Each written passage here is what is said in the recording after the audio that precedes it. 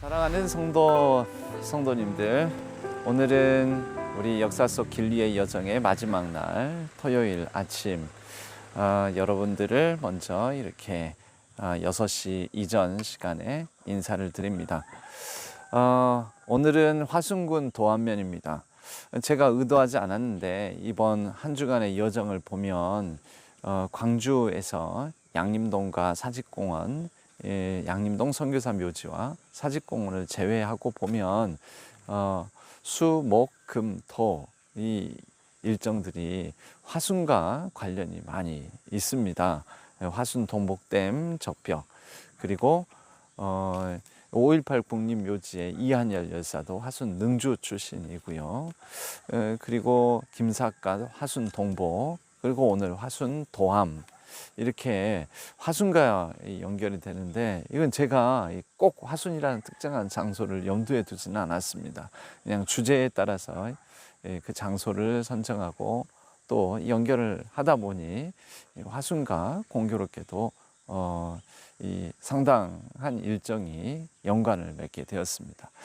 오늘 화순 도암은 이연필 선생님의 생가, 바로 이곳이 이연필 선생님이 태어나신 마을 입구입니다.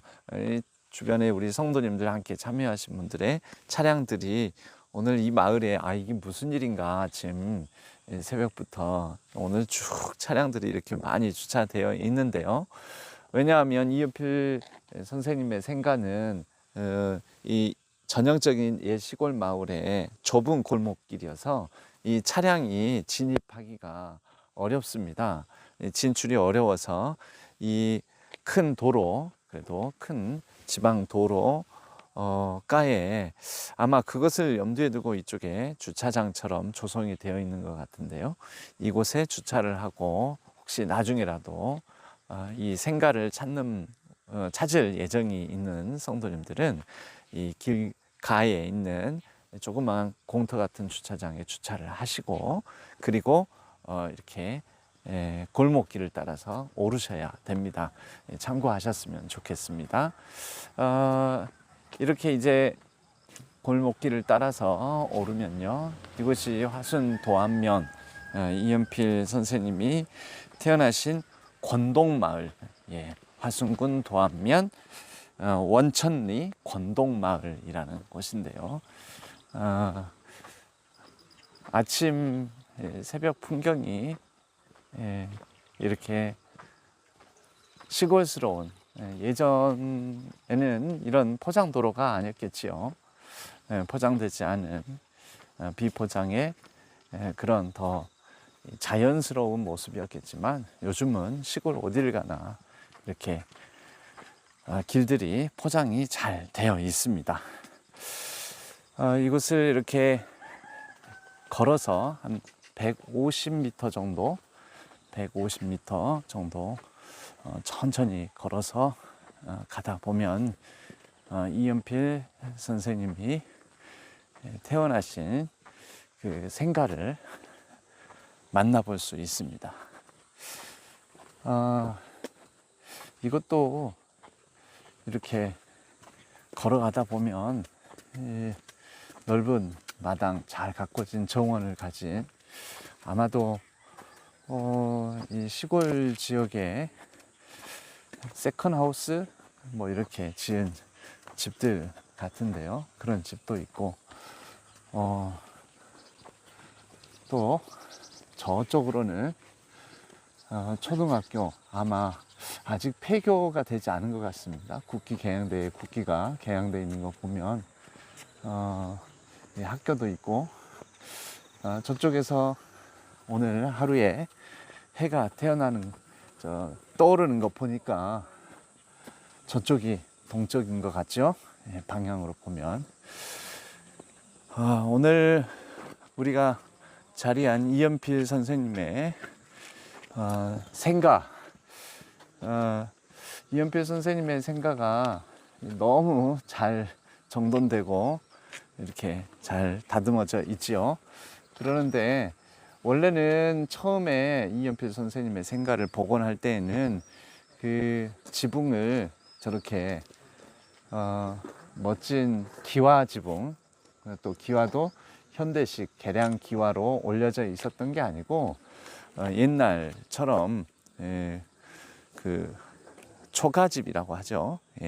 지프로 이어진 그런 이 지붕을 가지고 있었었는데, 이게 관리에 문제가 있습니다. 여기에 사람이 상주하거나 그렇지 않기 때문에 이걸 관리하기가 어렵고, 또 자연스럽게 이 초가 지프로 이어진 그 지붕은 썩고 또 주기적으로 교체를 해줘야 되는데, 이런 문제들이 있어서 최근 몇 년 전에 이렇게 현대식 개량 기와로 이 지붕을 바꾸어서 이렇게 만들었다고 합니다.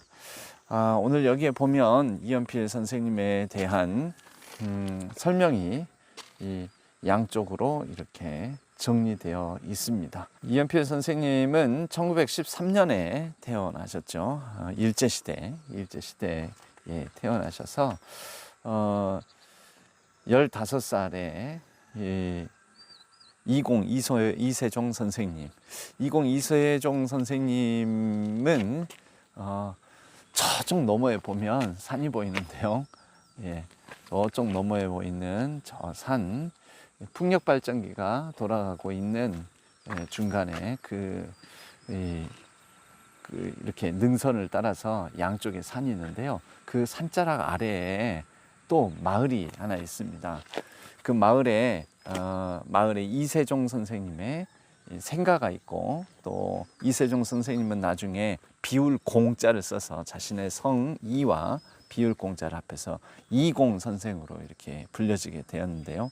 그러니까 모든 것을 비우고 오직 예수 그리스도의 말씀과 그분의 교훈을 따라서만 살겠다고, 실제 상당한 부를 이뤘었던 머슴으로 태어나서 굉장히 부지런히 일을 하고 해서 상당한 그 마을의 최고 부자 정도의 재물을 갖게 되었지만, 40세에 예수님을 만나 예수님의 말씀을 따라 살기로 다짐하면서 모든 것을 나누고 비우고 살아갔던 분이 이세종 선생님입니다. 그분이 바로 이연필 선생님, 오늘 우리가 알고 있는 이연필 선생님을 낳은 분이다라고 말할 수 있는데, 이세종 선생님을 15살에 만나서, 그때 우리가 저 멀리 보았던 그 산이 개천산입니다. 저쪽 멀리 한 번 더 보여주시면요, 저쪽 멀리 풍력 발전기가 돌아가고 있는 그 능선에 우리가 보는 방향에서는 오른쪽에 있는 산이 개천산이라고 합니다. 그 개천산 자락 아래에 이공 선생님의 기도처가 있었습니다.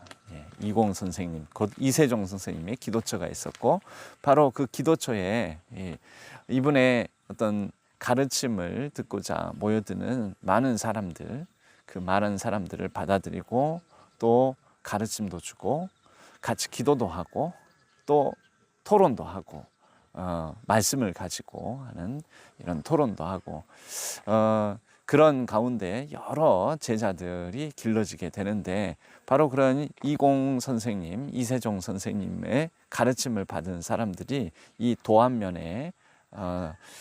도안면에만 새 교회가 세워지게 됩니다. 아까 봤던 개천산 자락 아래에 등광교회라는 곳이 있고요. 또 이곳 도안면을 광주에서 오다 보면 길가에 도장교회라고 또 있습니다.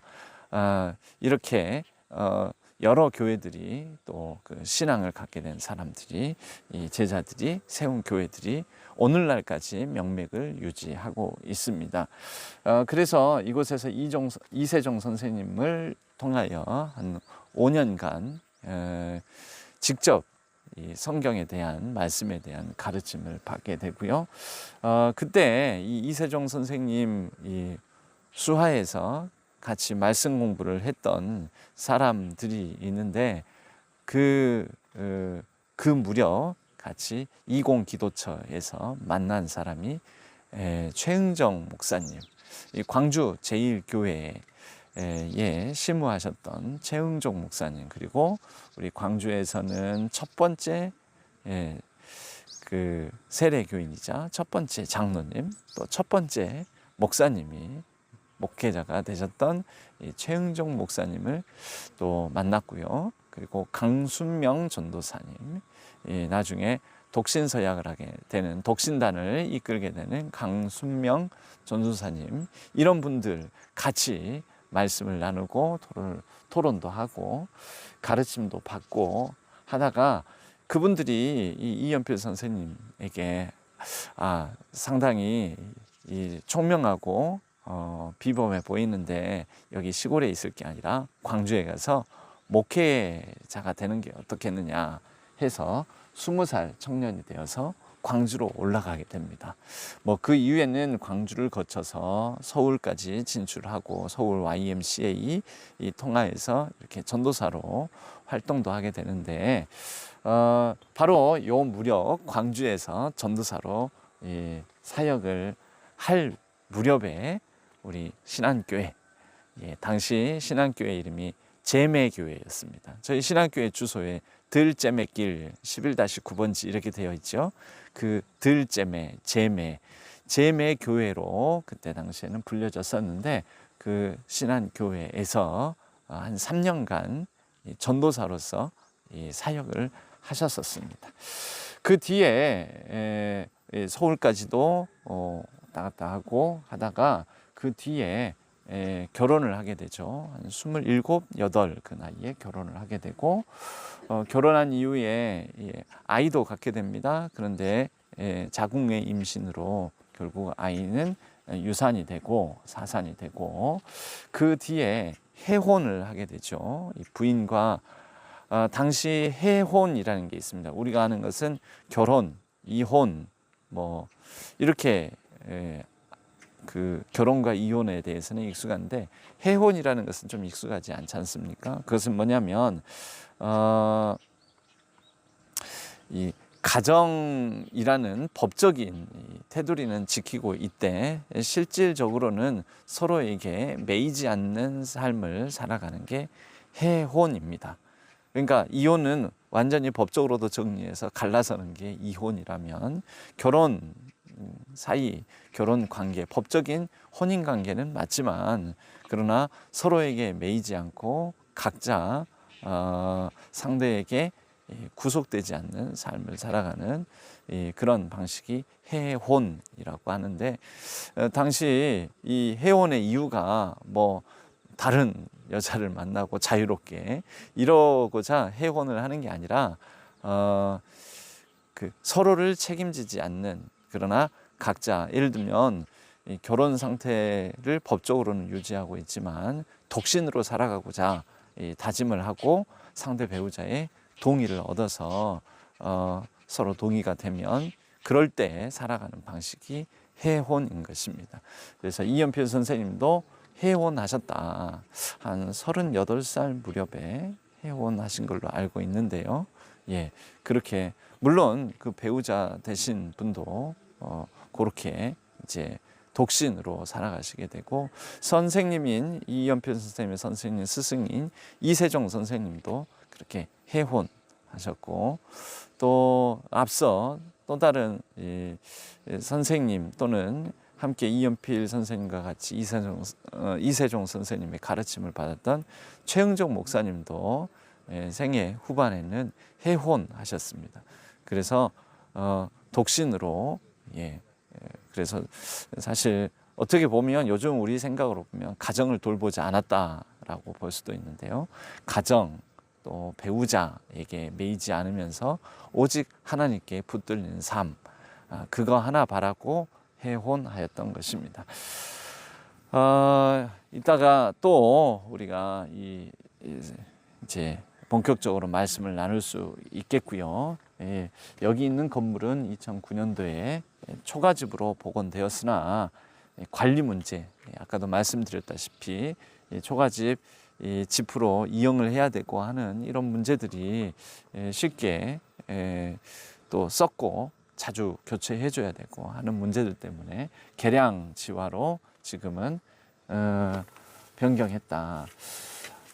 이곳에 보면 한국 기독교 첫 영성가 이세종 선생 성지 순례길이라고 되어 있습니다.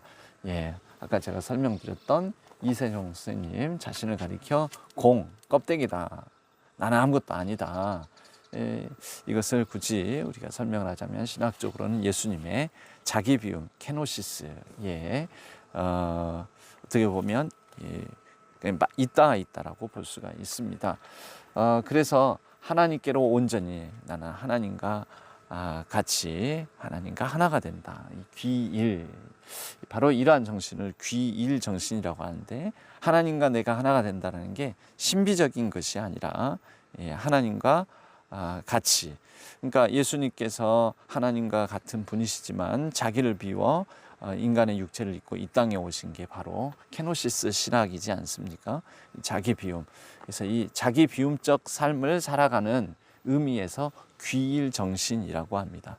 나중에 또 귀일에 대한 말씀을 드리도록 하겠습니다. 그렇게 이렇게 살아가셨던 우리 이세종 선생님을 이어받아서 이연필 선생님이 있게 된 것이고요.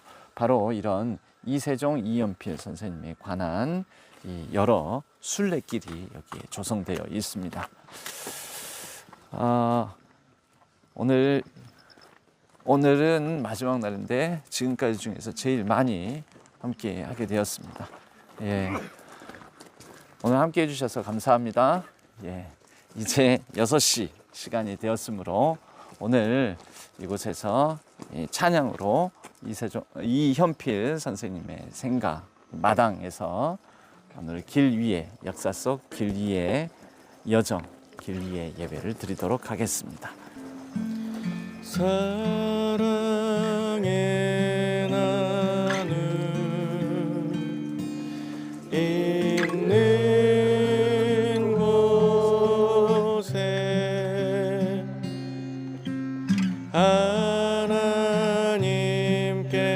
하나님께서 계시도다.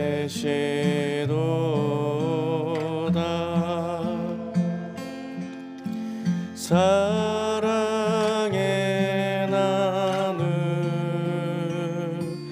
있는 곳에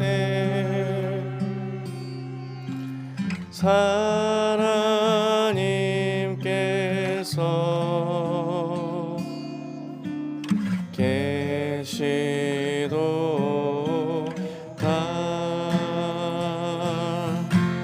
사랑의 나는 있는 곳에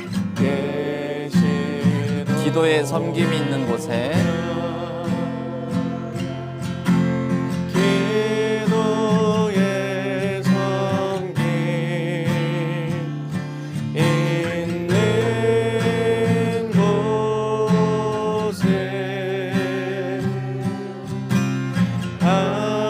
있는 곳에 하나님께서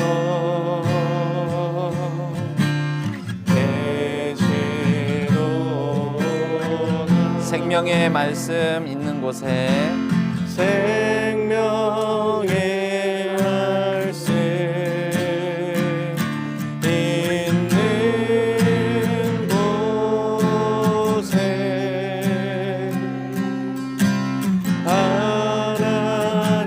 하나님께서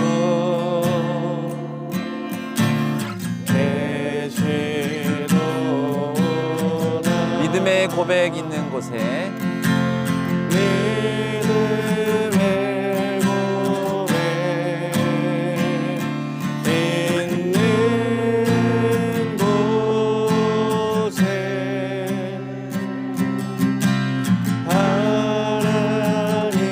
하나님께서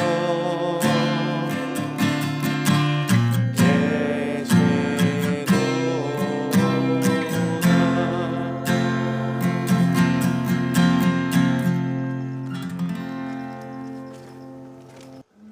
하나님 아버지 앞에서 정결하고 더러움이 없는 경건은 곧 고아와 과부를 그 환난 중에 돌보고 또 자기를 지켜 새 속에 물들지 아니하는 그것이니라.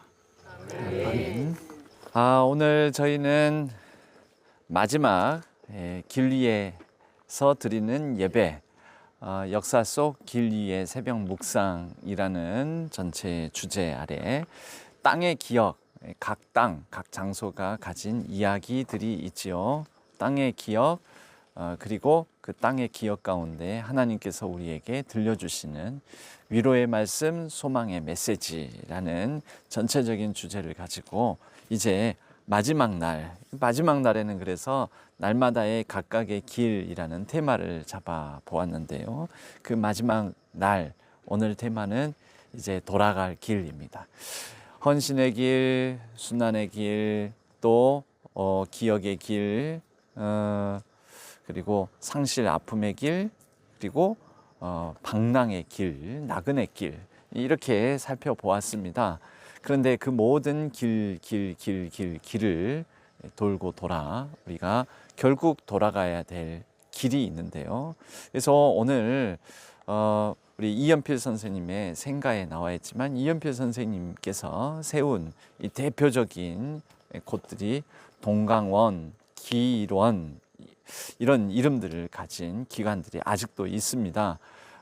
고아를 돌보고 사회적 약자와 함께 하시고 일제시대와 그리고 1950년 전쟁 이런 겪으면서 그때는 우리나라가 정말 세계에서도 이렇게 못 사는 나라가 있을까, 이렇게 좀 비참한 나라가 있을까, 소외되고 또 아무런 관심도 받지 못하는 사람들, 결핵 환자들, 또 고아들, 그리고 여러 장애인들, 아무도 돌보지 않을 때 이런 사람들을 예수 그리스도의 사랑으로 자신을 비워 자기 것을 내어주어 섬겼던 여러 분들이 있었습니다.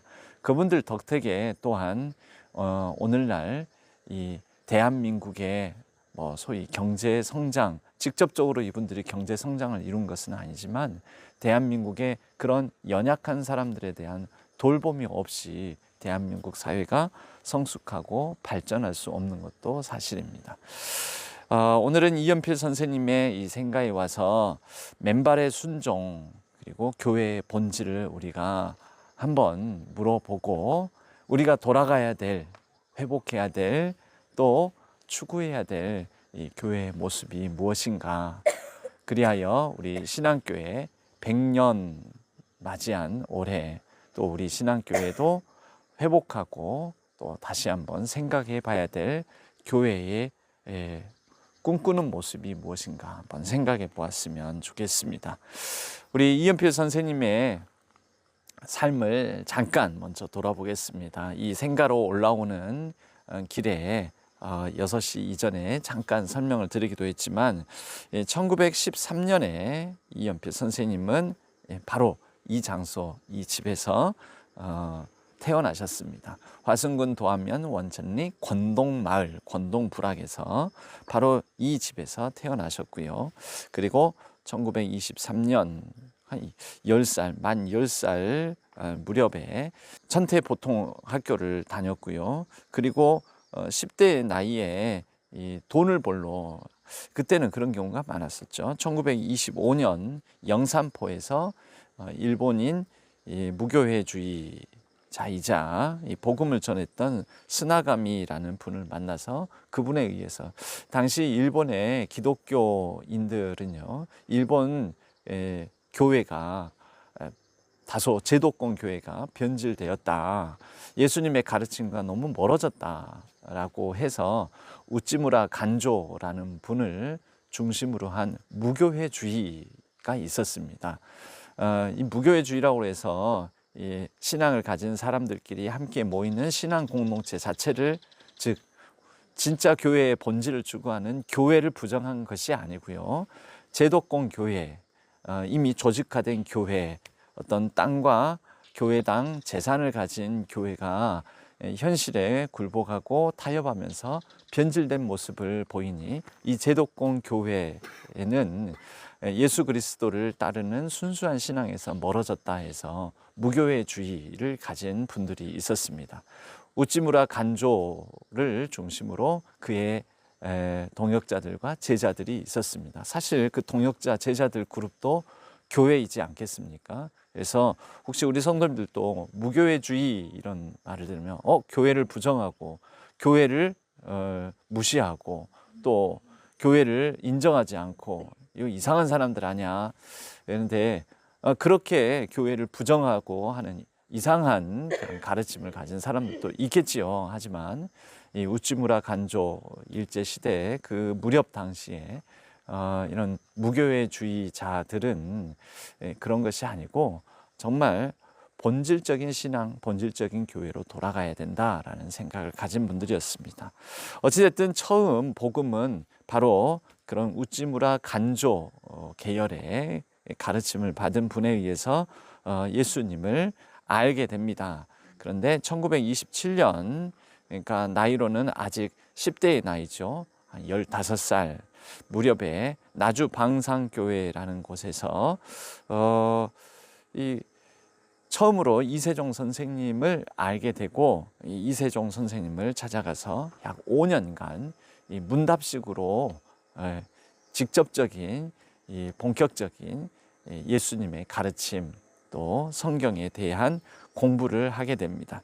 그리고 이곳에서 만나게 된 최응종 목사님 또 서서평 선교사님, 쉐핑 선교사님, 우리가 첫날 양림동 선교사 묘지에서 이 쉐핑 2일 성경학교라는 것을 과부 고아 이 여자 고아들을 위한 신식 문물 교육을 시켰던 2일 성경학교를 세운 분이 바로 서서평 선교사님입니다.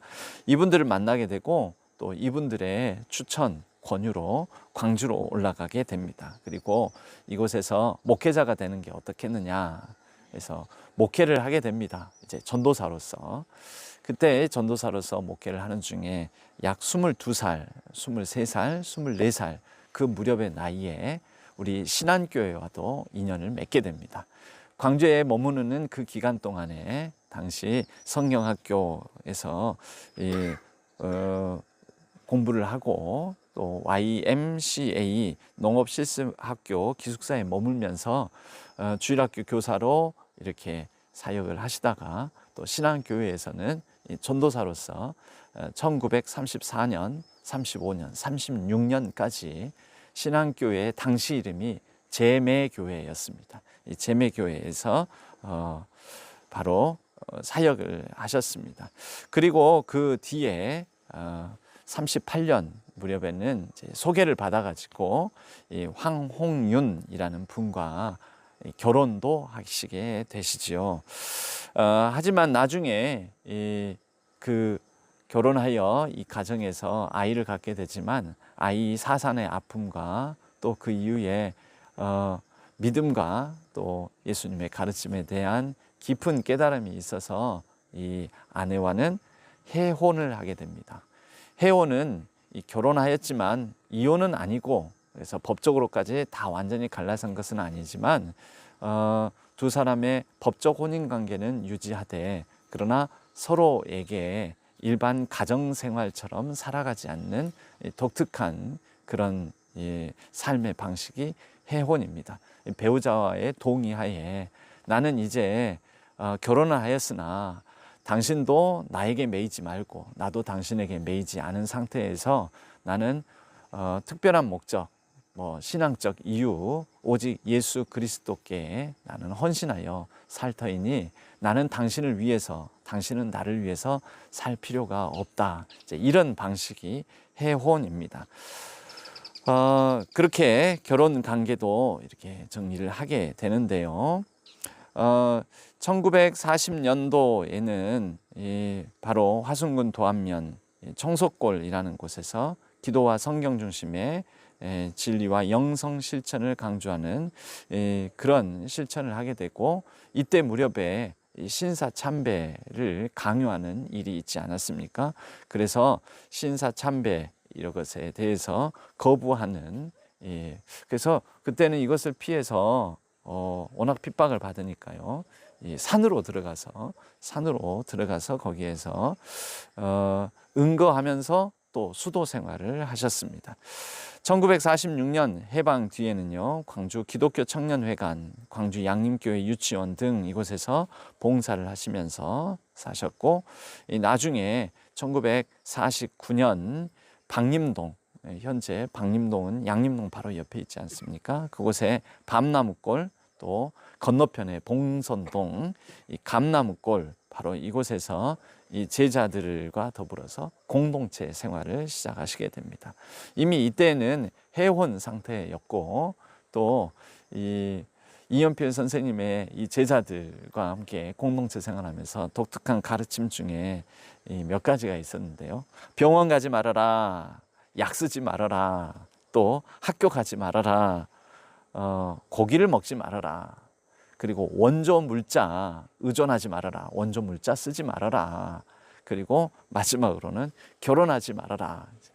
우리가 직접적으로 다 따르기가 어렵죠. 근데 그때는 그때대로 또 이러한 이유가 있었습니다. 예를 들어서 무교회주의 하면은 지금 우리 생각으로는 뭐야, 교회 다니지 말라는 거야? 교회 세우지 말라는 거야? 교회를 부정하고 교회를 인정하지 않는다는 거야? 이렇게 생각할 수 있지만, 그때는 그때대로 무교회주의에 깊은 의미가 있었습니다. 제도권 교회의 타락과 부패.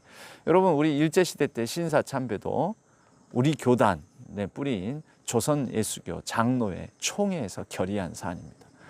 제도권 조직 교회 교단에서 결의한 내용인 것이죠. 여러분, 그럴 때 그 제도권 교회가 오늘날 이제 역사적으로는 한 100여 년의 세월이, 한 90여 년의 세월이 지난 오늘날 평가해 보면 옳습니까? 틀린 거잖아요. 그런데 그때에도 그런 이 선각자들이 있었죠. 예를 들어서 들어서 설명을 드리는 것입니다. 제도권 선각자들은 교회가 잘못됐다, 그래서 무교회주의가 있었던 거죠. 제도권 교회는 다닐 게 아니다. 그때 당시에는 제도권 교회를 다니면 예배 시작 전에 동방요배부터 하고 예배를 시작합니다. 우리가 종 땅 치면서 예전에는 이 예배를 시작하게 돼요. 종 땅 치면서 먼저 일본 국교라고 할 수 있는 신도의 신, 그 태양신, 거기에 천황의 뿌리에 해당되는 그 신에게 기도를 하고 절을 하는 의식부터 시작하는 거죠. 여러분, 그런 상황에서 신앙 지키려면 어떻게 해야 되겠습니까? 교회를 안 다녀야 되는 것입니다. 역설적으로 교회를 안 다니고 이 교회는 틀렸어, 잘못됐어 라고 말해야 되는 것이죠. 이제 그런 의미에서 병원 가지 말아라, 이 이유가 있었던 거죠. 약 먹지 말아라, 학교 가지 말아라, 고기 먹지 말아라, 원조 물자 쓰지 말아라, 그리고 결혼하지 말아라. 이제 바로 이러한 것들이 그때 당시 시대 상황 속에서 각 사람이 오직 하나님과 함께 더불어 주 예수 그리스도의 제자로 살아가는데 방해되는 요소이고, 또 하나님께서 주신 몸을 지키고 건강을 지키는데 이게 위해가 되는 요소이니까 나하고 함께 독신 수도 생활을 하는 제자들이라면 이거 하지 말아라 라고 그렇게 가르치셨던 것입니다. 오늘날 이것을 문자적으로 율법적으로 이연필 선생님의 정신을 따라서 나도 살아야지 하면서 고지고대로 다 지키며 살아가기는 어렵습니다. 그 뒤에 1950년 1월 50년 그 해가 시작될 무렵에 동광원을 세웁니다. 이때 동광원을 세우면서 워낙 많은 고아들이 발생을 하게 되니까요. 고아들이 많았으니까 당시 목포 공생원이라고 지금도 있습니다. 목포 공생원의 설립자인 윤치호, 광주 YMCA 정인세, 최흥종, 김천배 등등 광주 유지들이 한 70여 명 분들이 고아원을 세우자라는 뜻을 모으고 동광원을 세우고 동광원 원장으로 정인세라는 분을 이제 모시게 됩니다. 근데 정인세라는 분이 부담을 느끼고 나는 원장에 적합하지 않소 하고 거절을 하니까 이연필 선생님이 그때 이런 쪽지 메모를 남깁니다. 그것이 오늘 우리가 읽은 말씀입니다. 야고보서 1장 27절. 여러분도 소책자에 있는 말씀을 같이 읽어보았으면 좋겠습니다. 같이 읽어볼까요? 하나님 아버지 앞에서 정결하고 더러움이 없는 경건은 곧 고아와 과부를 그 환난 중에 돌보고 또 자기를 지켜 세속에 물들지 아니하는 그것이니라. 예, 이 메모를 야고보서 1장 27절 성구를 적어가지고 거기에 꼭 맡아주십사 하고 바로 정인세 이 분에게 그 뜻을 전달하니 이분이 그것을 보고 내가 말씀에 순종하지 않았구나. 내가 다른 부담을 느끼고 내 개인적인 생각을 했구나. 그래서 참된 경건 동강원을 원장이 되어서 책임지고 맡아야 되겠다 하고 수락을 했다라는 그런 일화가 있습니다. 이연필 선생님이 남기신 이 메모의 이 내용이 이연필 선생님이 또 일평생 붙들었던 삶으로 살아냈던 말씀이기도 합니다. 1950년 1월 이렇게 동강원이 세워지고요. 그리고 한국 전쟁이 발발하게 되니 고아가 더 많아져서 순식간에 600명까지 챙기고 돌봐야 될 고아가 많아지게 되었습니다. 1950년 한국 전쟁 6.25로 말미암아 이 고아들도 많고 또 수피아 여학교 당시 교장이셨던 플로렌스 엘리자베스 루트 선교사님이 계셨는데 한국명은 유하레 선교사님입니다. 내가 돌봐야 될 사람들이 있기 때문에 나는 피난 가지 않겠다. 근데 생명의 위협을 느끼지 않습니까? 바로 유하레 선교사님을 피난시켜 주고 어디로 피난시켰냐면 바로 이 화순군 도함으로 피난을 시켜서 화학산이라는 그 산으로 이분을 은신시키고 그 결과 굉장히 어려움을 많이 고초를 당하게 됩니다. 그래서 그로 말미암아서 한 8명가량이 순교하게 되고 하지만 이분을 이렇게 잘 피난시켜서 생명을 보존하게도 만들어 주십니다. 1951년 아직 전쟁 중일 때죠. 그러나 이제 한국 전쟁의 가장 위기였던 순간 50년이 지나가고 51년 이쪽 남쪽 지역에는 그래도 다시 수복이 되어서 이렇게 지낼 때 이제 전쟁 뒤끝이니까 전쟁 중이고 전쟁 상황 속에서 여러 불우한 이웃들이 많이 생기게 된 거죠. 그래서 광주 학동에 귀일원을 세우게 됩니다. 나중에 이 귀일원은 지금 현재 봉선동으로 자리를 옮기고 그 귀일원에서 특별히 정신 어떤 지체 장애를 가진 분들 그분들을 위한 귀일 정신 요양원 또 관련한 여러 기관들이 오늘 봉선동 지역 이곳저곳에 이렇게 자리를 잡게 됩니다. 이렇게 또 특별한 것은 고아뿐만 아니라 또 이렇게 장애가 있거나 아픔이 있는 불우한 이웃들뿐만 아니라 또 결핵 환자들을 위한 기관도 세우게 되는데요. 바로 그곳이 송등원이라는 곳입니다. 이 송등원과 똑같은 목적을 가지고 무등산 자락에 또 그러한 분들을 돌보는 시설을 두게 되는데 그것이 무등원이라는 곳입니다. 나중에 동강원은 고아를 돌보는 곳이라는 성격에서 이 공동 수도 생활하는 수도원으로 이렇게 성격이 바뀌게 되는데요. 제가 아까도 말씀드렸다시피 특별히 엄격한 독신주의를 바탕으로 여러 가지 엄격한 수행, 규율을 가지고 있는 그런 공동체 수도원이 바로 동강원으로 자리 잡게도 되었습니다. 귀일원은 2009년에 설립 60주년을 맞으면서 이연필 선생님에 관한 기록을 한번 정리를 하게 되고요. 그러면서 저희 교회에서도 특별히 청년부에서 한 달에 한 번 가량 이 귀일원을 찾아서 이 봉사활동을 갑니다.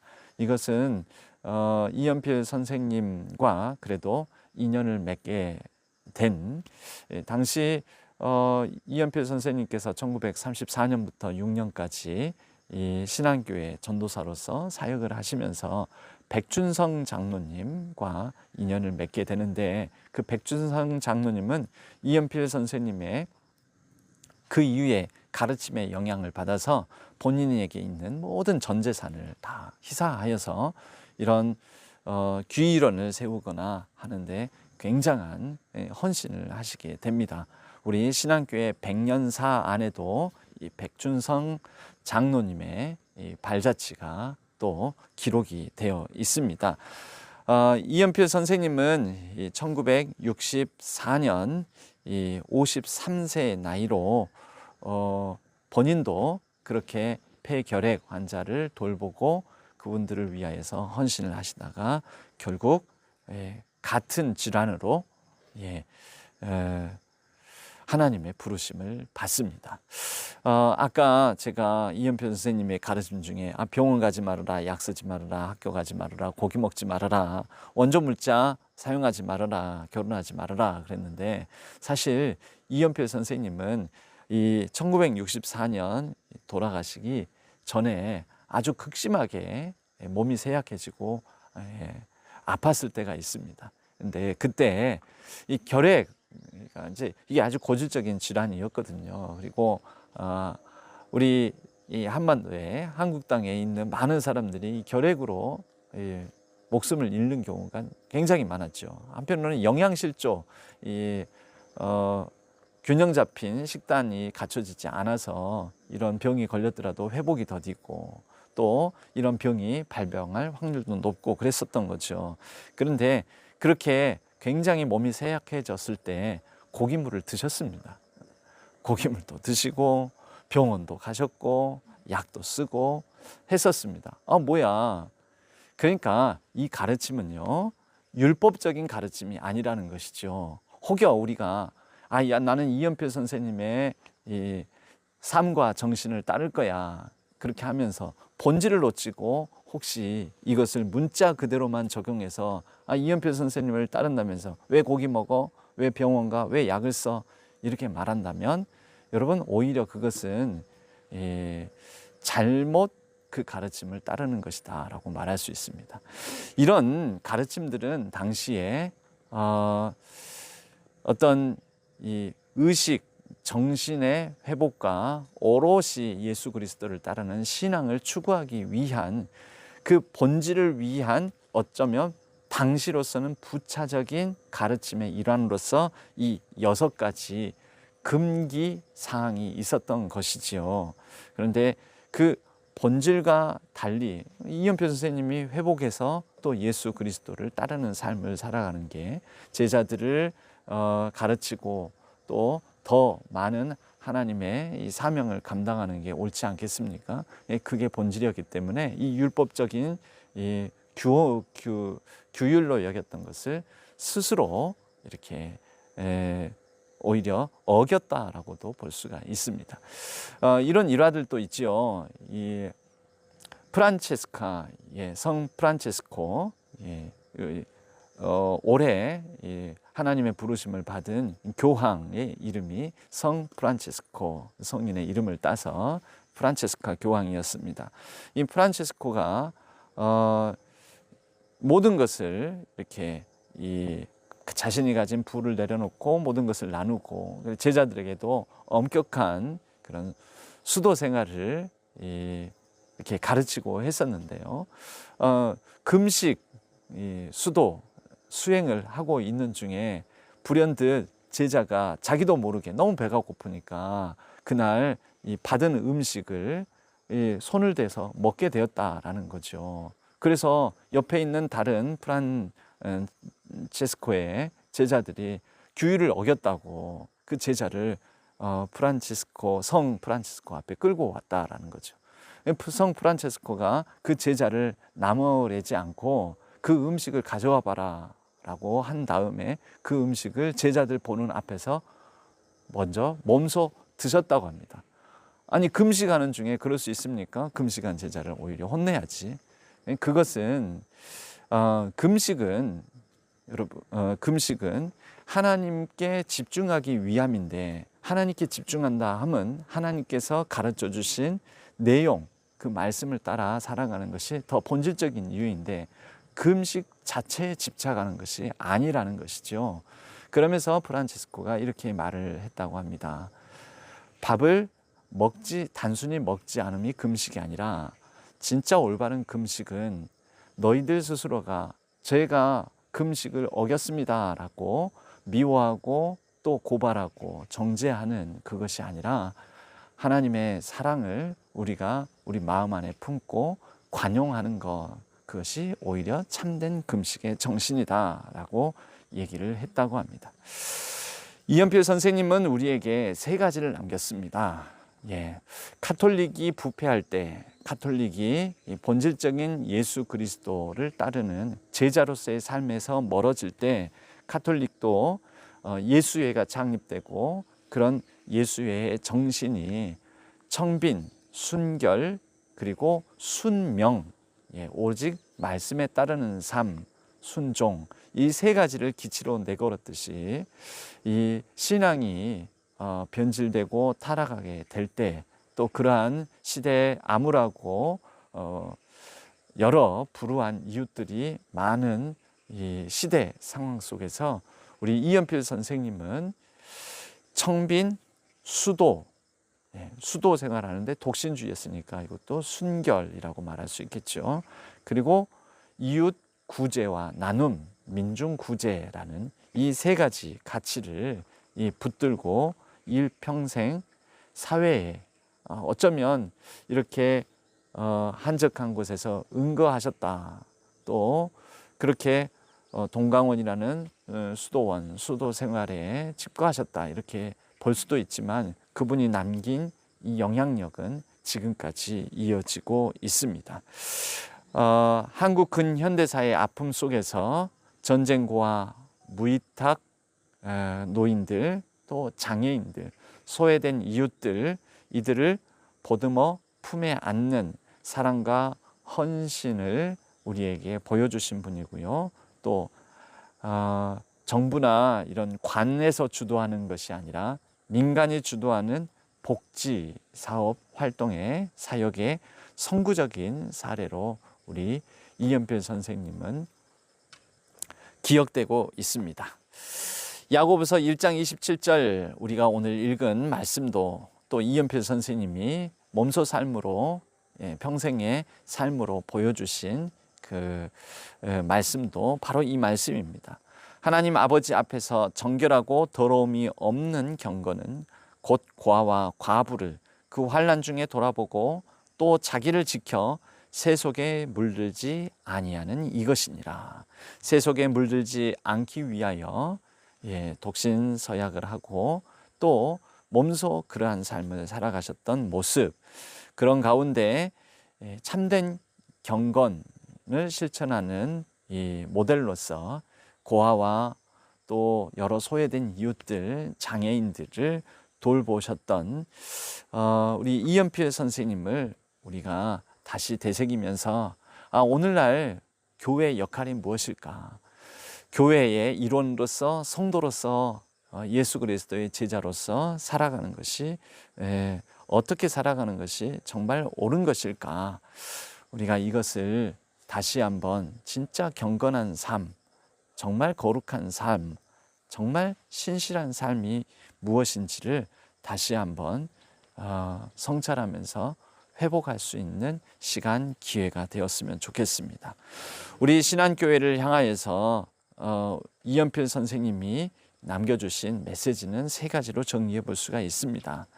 경건은 교회당 안에만 갇혀 있는 것이 아니라 우리가 살아가는 일상의 삶의 현장 곳곳에 있다. 일상의 삶의 현장 곳곳에 나의 손길이, 나의 도움이, 나의 나눔이, 또 나의 헌신이 필요한 사람들이 있습니다. 우리 대한민국엔 여러 아픔을 당한 사람들이 있습니다. 이런 사람들 속으로 우리가 얼마나 잘 스며들고 흩어질 수 있는가, 이것을 이연필 선생님은 우리에게 그 삶으로 메시지를 던져주십니다. 두 번째는 비움이 곧 채움이다 라는 것입니다. 스스로 가난을 선택하였고 하루에 한 끼를 드셨으며 또 자신이 가진 모든 것을 내어주는 헌신적인 삶을 살아갔지만 비록 본인도 왜소한 체구로 또 병에 걸려 하나님의 부르심을 받게 되었지만 이연필 선생님의 삶을 어느 누구도 궁핍하거나 비루한 삶이다라고 말하지 않을 것입니다. 영적으로 가장 부유했고 또 그의 곁에는 많은 외롭고 사회 안에서는 돌봄을 받지 못한 소외된 이웃들이 이연필 선생님의 곁에 있었습니다. 하나님께서는 세상의 것 너머에 하늘의 것으로 하나님의 신령한 것으로 우리를 채워주십니다. 이것이 기독교 신앙의 역설입니다. 100주년을 맞은 우리 교회가 여러 가지 갖추고 채워야 될 것도 많지만 그러나 우리가 또 내려놓는 부분을 하나님께서 더 크게 더 풍성히 채워주실 것으로 믿고 영적인 풍요와 영적인 부흥이 더욱더 깃든 우리 신앙교회가 되었으면 좋겠습니다. 세 번째로 이름 없는 순종, 이것이 진짜 능력이다라는 것을 이연필 선생님은 보여주셨습니다. 이연필 선생님이 목회자의 길을 걸을 수 있었습니다. 그렇게 해서 목사 안수를 받고 목사의 이름을 가질 수도 있었겠지요. 그런데 이연필 선생님은 평생 전도사라는 직은 이제 사역을 하게 되니까 교회에서 불려지게 된 호칭일 뿐이었지 이연필 선생님의 직함은 아무것도 없었습니다. 그래서 그냥 우리가 그래도 존경의 의미를 담아서 선생이라는 호칭을 붙이긴 하지만 이연필 선생님은 목사도 장로도 또 어떤 직함도 갖지 않은 그저 똑같은 성도로서 일평생을 사셨습니다. 직분, 제도 이런 것에 의지하지도 않았고 연연해하지도 않았으며 오직 말씀에 대한 순전한 순종과 또 사랑의 헌신으로 우리 한국 기독교 역사에 또 호남 기독교의 역사에 큰 획을 그으셨습니다. 그래서 이연필 선생님이 또 제도권 교회로부터는 당시 생존해 계실 때에도 이단 시비에 많이 휘말리셨습니다. 아니 기도를 하게 되면 어떤 교회당이나 뭐 이런 곳에서 기도하는 것이 아니라 산기도를 많이 가셨거든요. 또 산기도를 많이 하시고 또 이제 나중에 아마 그런 가운데 하나님의 신령한 은사를 받으셔서 그러는지 상당히 예언적인 그런 은사 능력도 발휘하시고 그러셨던 것 같습니다. 근데 이러한 모습들 그리고 이연필 선생님을 가르침을 받고 존경하게 되면 사람들이 가정을 버리고 또 결혼을 하지 않고 그렇게 독신 생활을 하게 되니 이런 부분들이 제도권에서는 좀 유달리 보였던 것이겠지요. 하지만 이연필 선생님의 이러한 모습은 우리에게 이름 없이 때로는 빛도 없이 또 자신을 꾸미고 장식하는 어떤 이런 옷이 없이 온전히 오직 예수 그리스도 그분의 가르침에 맨발의 순종 정신을 우리에게 남겨주면서 우리도 바로 이연필 선생님께서 품으셨던 그런 오직 예수 그리스도 그분을 향한 헌신과 사랑 순종 이것을 이웃사랑으로 실천하는 이러한 정신을 회복함으로 하나님 나라의 백성으로 하나님 안에 있는 가장 헌신된 가장 강력한 공동체로 또 가장 강력한 그리스도인들로 거듭날 수 있으면 좋겠습니다.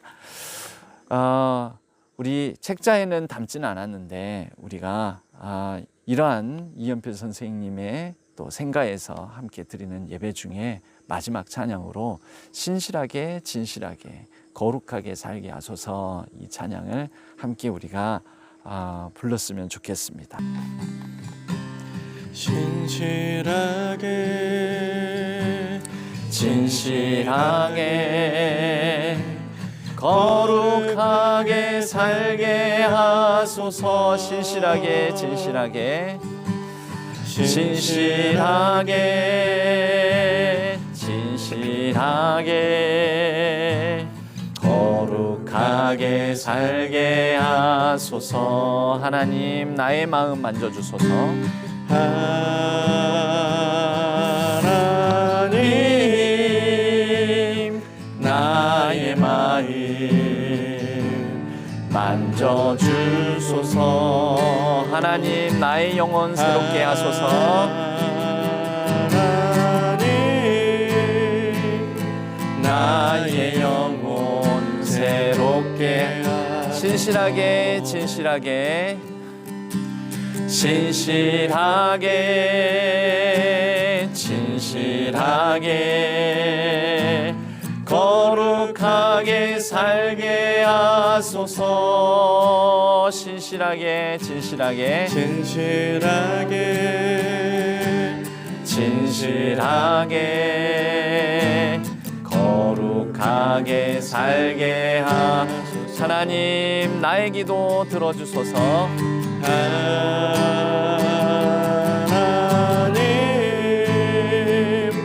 나의 기도 들어주소서. 하나님 주의 길로 인도하소서. 하나님 주의 길로 인도하소서. 우리 6일 동안의 여정을 우리가 돌아보고 마지막 이연필 선생님의 생가에서 돌아갈 길, 우리가 회복할 길, 우리가 다시 붙들어야 될 길, 그 가치와 정신 예수 그리스도를 붙들면서 또 우리 교회에 바로 무엇을 향하여 어디를 향해 우리 신앙교회 100년을 넘어서 또 다음 101년, 102년 그 다음 걸음을 걸어가야 할지 우리가 각자 받은 은혜대로 또 하나님 주신 말씀대로 1, 2분간 같이 기도하신 이후에 오늘 우리 책자에 나와 있는 신앙교회 다음 100년을 위한 기도로 우리가 오늘 길 위의 예배 여정을 또 6일간의 모든 역사 속 길 위의 여정을 마무리했으면 좋겠습니다. 우리 함께 기도하겠습니다. 함께 기도하겠습니다. 우리 신안교회가 100주년을 맞기까지 함께 하신 하나님 아버지, 이 모든 것이 오직 주님의 은혜임을 고백하며 감사와 찬송과 영광을 올려드립니다. 앞으로 달려갈 다음 100년도 우리 신안교회가 하나님께 기쁨이요 영광스러운 교회 되기를 원합니다. 하나님의 말씀에 순전하게 순종하고 하나님을 사랑하는 마음으로 이웃을 돌보고 섬기는 일이 교회의 본질임을 기억하게 하시고 우리 신안교회가 교회의 본질을 회복하여 하나님의 마음을 시원케 해드리는 교회 되게 하여 주옵소서. 또한 다음 세대에 이 귀한 신앙의 유산을 잘 전해주어서 다음 100년을 넘어 세대를 거듭할수록 더욱 든든히 서가는 우리 신앙교회가 되게 하여 주옵소서. 주 예수 그리스도의 이름으로 간절히 기도하옵나이다. 아멘.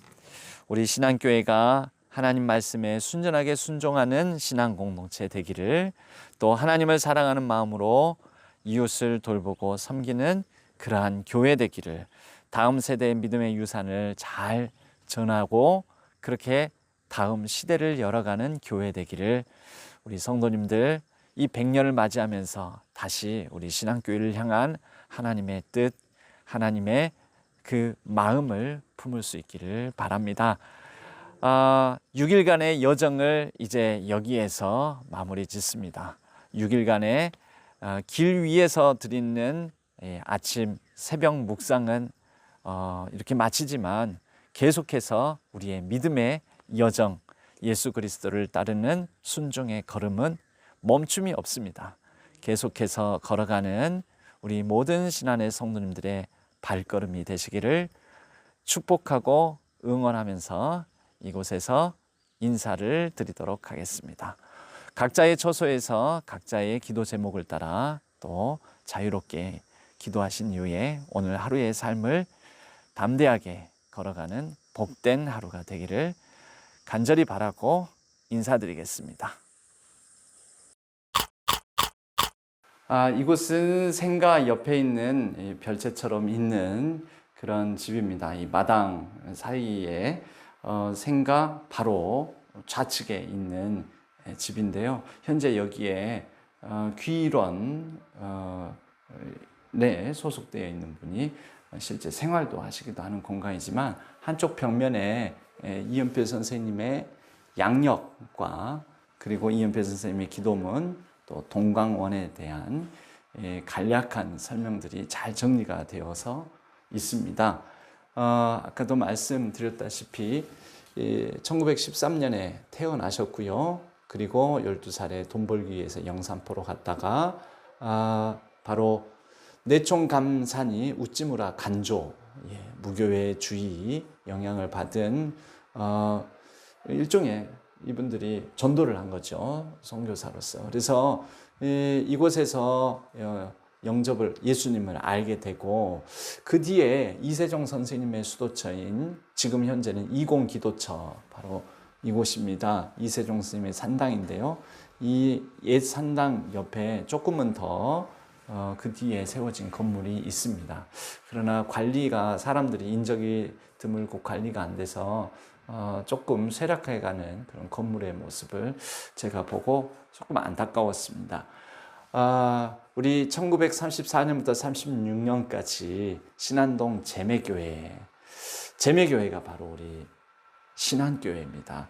그때 이름이 제매교회였었는데요. 이때 백준성 장로님과 신앙적 교제가 이루어지면서 일평생 백준성 장로님은 이후에 이은필 선생님의 여러모로 자신의 전 재산을 다해서 이 동강원을 설립하고 하는데 재정적 지원을 하게 되지요. 38년도 25살 때 결혼을 하게 되고요.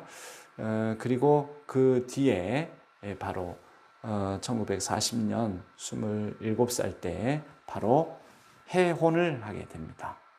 이세종 선생님의 가르침을 붙들고 쭉 사시면서 함께 교류하고 이렇게 동역을 하고 했던 분들이 이런 최응종 목사님, 또 다석 유영모 선생님, 현동환 선생님, 원경선 선생님, 백준성 장로님, 우리 신앙교회 역사에도 백준성 장로님은 한 페이지를 장식하고 계신 분입니다. 그렇게 쭉 여러 사역들이 정리되어 있습니다. 여러분들 오시면 한번 찬찬히 살펴보셔도 좋겠고, 이은필 선생님의 기도문, 평생의 기도문입니다. 주님, 저로 하여금 항상 죄인됨을 기억해 하옵소서. 죄인된 것을 깨닫는 시간만이 제게 가장 행복된 것은 구주가 가까워지는 까닭이로소이다. 주님, 저로 하여금 항상 저의 약함을 기억해 하옵소서. 저의 약함을 깨닫는 시간만이 제게 가장 복된 것은 크신 권능 물밀듯이 찾아주신 까닭이로소이다. 이 험악한 세대에서 이 두 가지 위로가 제 자랑이 되나이다. 성령의 역사로 참으로 주를 우러러보는 이들은 주님 구원만 믿고 바라게 하소서. 주님의 이름으로 들으소서. 아버지 주님의 명령을 못 받들 터이면 이 땅 위에 더 오래 살아 무엇하겠습니까? 진정으로 형제 자매들을 사랑하지 못한다면 참으로 쓸데없는 생애로서이다. 주님, 주님만을 사랑케 하소서. 제 마음을 빼앗아 가소서. 온전히 빼앗으사 주님 수중에 두소서. 주님의 이름으로 들으소서. 아멘. 바로 오직 주님께서 내 마음을 빼앗아 가셔서 주님 수중에 두소서. 귀일이죠. 주님과 내가 하나가 된다. 하나님께로 돌아간다. 우리 이은필 선생님은 평생, 이은필 선생님의 늘 인물 사진이 전형적인 모습인데요. 항상 매일 단벌로 사셨습니다. 저고리에 이런 단벌로 사셨고요. 그다음에 동광원에 관한 이런 또 설명이 여기에 담겨져 있습니다. 수도 공동체로서 이 동광원은 현재 남원에 자리 잡고 있습니다. 그래서 기독교 동광원 수도의 귀런을 실질적으로 설립 운영하고 있으므로 동광원과 귀런은 하나입니다. 하나. 그래서 처음 시작이 동광원으로 시작이 되었죠. 그리고 동광원을 통하여 귀런, 오늘 광주 봉선동 지역에 있는 귀런이 설립, 사회복지법인으로 현재는 그렇게 설립이 되어 있습니다. 찬찬히 이것도 오셔서 이렇게 읽어보시고 둘러보시면 좋겠습니다.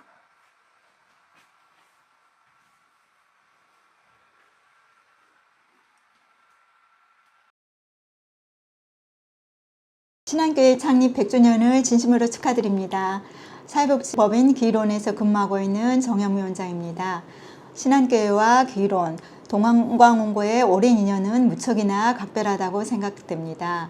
1934년에 동광원과 귀론을 창설하신 이은필 선생님께서 신안동 제매교회 전도사로 심우하면서 동광원 식구들과 예배에 함께 참석하면서 시작된 역사가 어느덧 90년을 넘었다고 생각하니 후대로서도 감개무량합니다. 이은필 선생님께서 전도사로 심우하면서 신안교회 백춘성 장로님을 만나고 평생을 신앙의 동역자로 교우하셨고, 해방 이후에는 동광원의 정인세 원장님을 신안교회 교육자로 초빙하는 등 귀론과는 뗄 수 없는 깊은 인연을 맺으셨다고 합니다. 그러한 인연은 1999년부터는 신안교회 여전도회의 목욕봉사와 청년부의 봉사활동으로 이어졌고, 신안교회 청년부와는 지금까지도 소중한 인연을 이어가고 있습니다.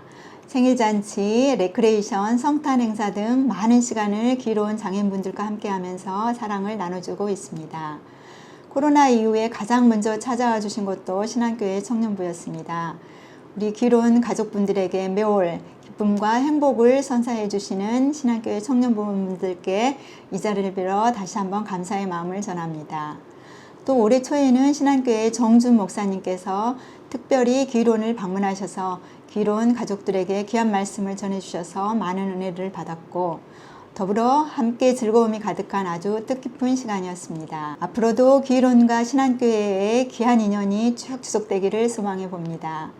신한교회 100주년을 진심으로 축하드리며 하나님의 은혜 안에 축복의 열매가 가득하시기를 귀로운 가족 모두가 기도드립니다.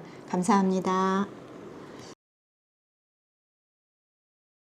예배 후에 이게 비디오를 통하여서 저쪽 그 이공 기도처 이세종 선생님의 여러 사람들을 만나고 기도하고 또 가르침을 베풀었던 장소인 이공 기도처도 한번 올라가 볼까 했는데, 거기를 하려면 한 반은 등산을 해야 됩니다. 그렇다고 해서 그렇게 힘들진 않은데, 지금은 좀 그 이공 기도처 건물이 버려진 것처럼 관리가 되지 않고 방치되어 있어서 좀 안타까운 생각이 들었었습니다. 이 앞에 이 마을을 향하여서 펼쳐진 전경과 전형적인 시골 마을이죠. 그리고 저쪽 너머에 이렇게 곳곳에 이세종 선생님과 이은필 선생님의 이 발자취들이 이 마을 이 주변 곳곳에 있으니 도보로 걸으면서 이렇게 천천히, 요즘은 그 느린 여정 이런 게 또 하나의 테마이지 않습니까? 걸으면서 느리게 느림의 미학으로서 그런 순례의 여정을 밟아 보시는 것도 좋지 않을까 이렇게 생각을 합니다. 아까 우리 6시 예배 시간 때문에 길게 설명을 못 드렸었는데요. 이공 기도터가 바로 여기에 있습니다. 개천산 그 중턱에 이공 기도터가 자리 잡고 있고요. 그리고 등광교회, 이세종 선생님의 이 영향을 받은 이 제자들이 세운 교회가 등광교회가 있고요. 그리고